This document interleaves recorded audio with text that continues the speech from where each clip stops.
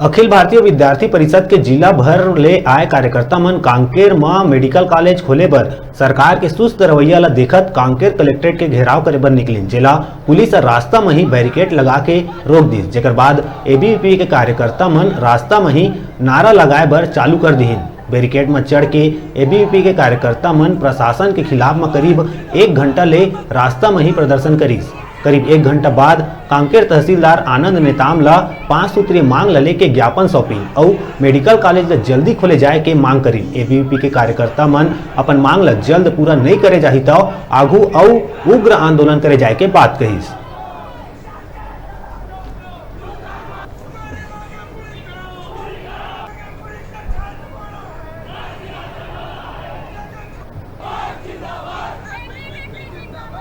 खोले जाने पर दूरांचल के जो व्यक्ति हैं उन लोगों को काफ़ी समस्याओं का सामना करना पड़ता है। बहुत दूर से वे अभी अगर उनका किसी भी प्रकार का मेडिकल समस्या हो गया या फिर किसी भी संबंधित हो गया समस्या, तो वे रास्ते पे आते आते उनका या तो मृत्यु हो जा रहा है या फिर कुछ और वे नहीं रह पा रहे हैं।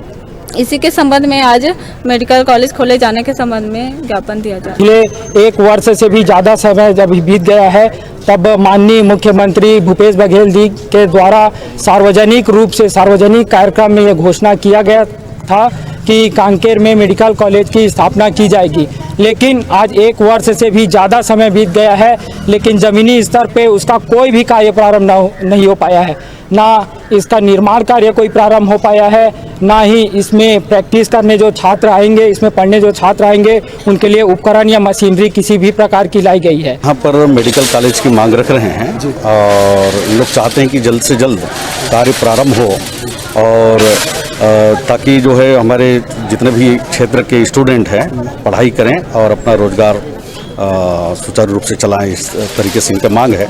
और अभी ये मांग पत्र हमें मिली है, ज्ञापन दिए हैं और इसको जल्दी से जल्द हम जो है शासन प्रशासन तक पहुंचाएंगे।